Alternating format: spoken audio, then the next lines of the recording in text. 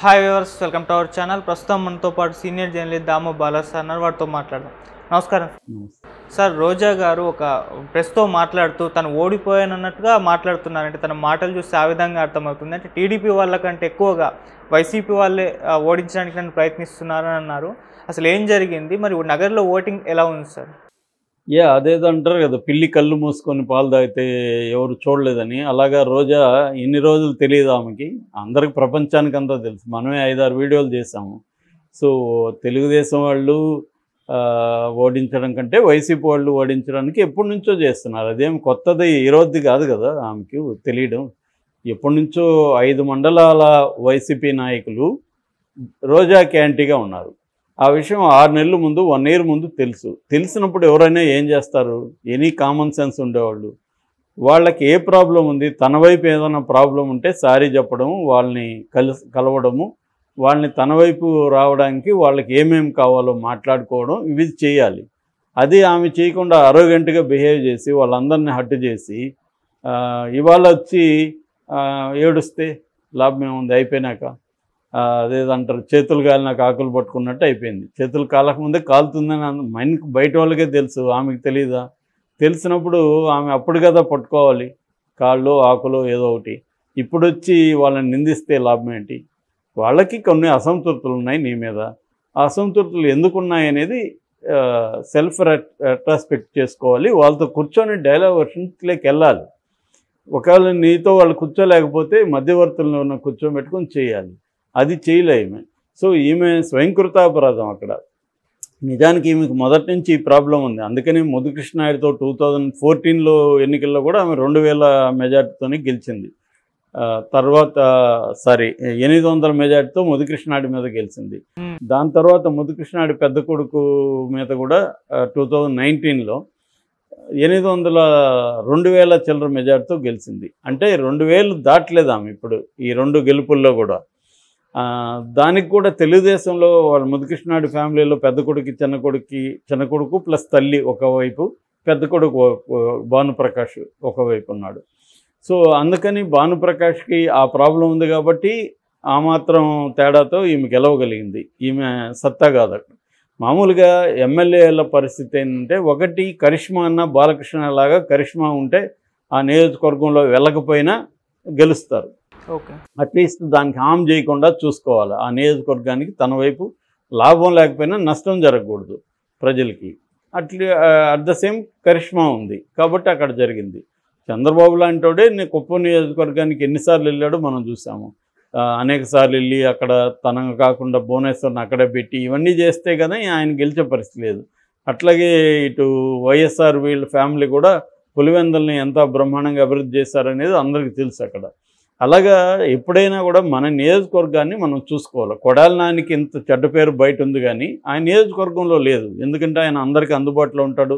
ఏ function జరిగినా తన బంధువులను పంపించి వాళ్ళకి ఇంత డబ్బులని ఏదో ఇచ్చి వస్తుంటాడు. అంటే కీలకమైన కీ సన్నివేశాలు ఉంటాయి. పెళ్ళి కావచ్చు, వాళ్ళ ఇంట్లో ఇంకొక ట్రాజెడీ కావచ్చు. అలాంటప్పుడు ఎమ్మెల్యే తరఫున వెళ్ళి వాళ్ళని ఆదుకుంటే వాళ్ళకి లైఫ్ లాంగ్ కృతజ్ఞత ఉంటుంది. ఈ పనులు ఏవి చేయకుండా ఈమె హైదరాబాద్లో ఏం పని, ఈమెకి జబర్దస్త్లో ఏం పని ఎమ్మెల్యేకి?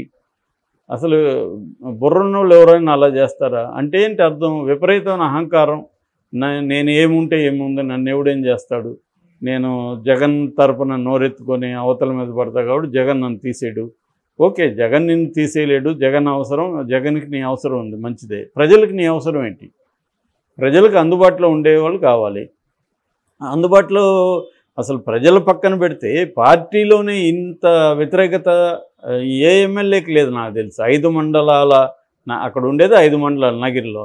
5 మండలాల నాయకులు ఒక ఎమ్మెల్యేకి వ్యతిరేకంగా ఉన్నారంటే ఎవరిది తప్పని చిన్నపిల్లోడిని అడిగినా చెప్తాడుగా. సో దాన్ని ఆమె కరెక్ట్ చేసుకోకుండా, ఆమెకు బోల్డ్ టైం ఉంది కరెక్ట్ చేసుకోవడానికి, అది చేసుకోకుండా ఆమె గుడ్డిగా వెళ్ళడం అంటే అర్థం ఏంటి? సో ఇది స్వయంకృతాపరాధమే. మేబీ ఎప్పటి నుంచో కూడా నగిరిలో గెలవడం ఆమె కష్టమనే చెప్తున్నారు. ఓన్లీ జగన్ వేవ్ కాబట్టి లాస్ట్ టైం అయింది. ఈసారి జగన్ వేవ్ అంత స్ట్రాంగ్గా లేదు. జగనే టఫ్గా ఉంది. అంటే వైసీపీ ఒకవేళ గెలిచినా కూడా ఏదో 160, 140, 130 అట్లేం వచ్చే అవకాశాలు లేవు. 100+ వస్తుంది అనేదే వాళ్ళ అంచనా కూడా. వైసీపీ అంచనా కూడా 100+, అంటే 110 ఆ రేంజ్లో వస్తుంది, మేము గెలుస్తాం అనుకుంటున్నారు తప్ప బంపర్ దీంతో గెలుస్తామని వాళ్ళు కూడా అనుకోవట్లే.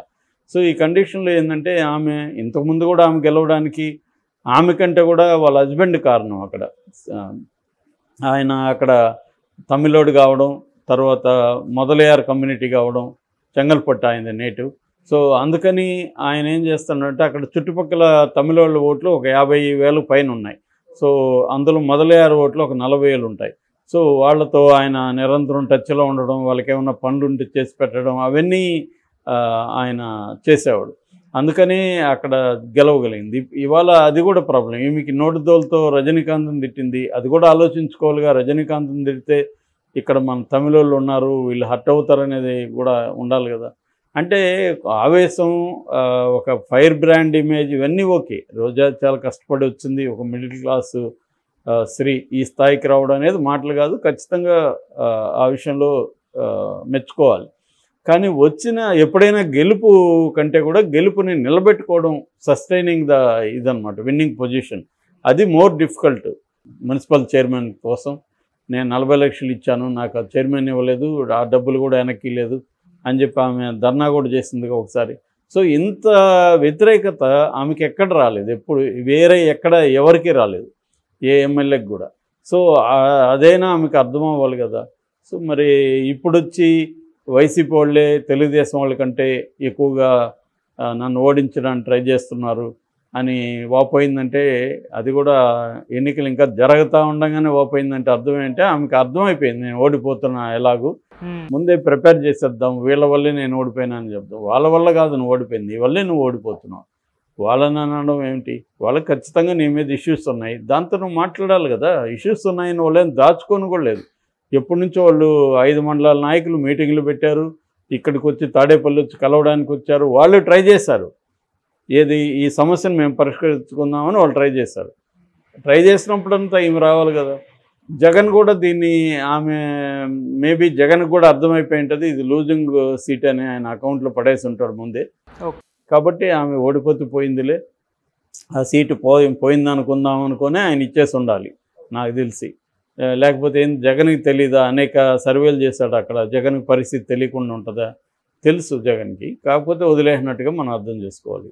సో ఒక పక్క ఏమో పెద్దిరెడ్డి రామచంద్రారెడ్డితో కూడా ఈమె గొడవలు, అది కూడా ఏదో ఆయనతో ట్రై చేసా కొద్దిగా మారిందని అన్నట్టుగా అన్నారు. కానీ మొన్న వెళ్ళిపోయిన తెలుగుదేశంలోకి చేరిన చక్రపాణి రెడ్డి కావచ్చు, ఇంకొంతమంది అక్కడ నాయకులు, వాళ్ళందరూ కూడా పెద్దిరెడ్డి వర్గమే వాళ్ళు ఒకప్పుడు.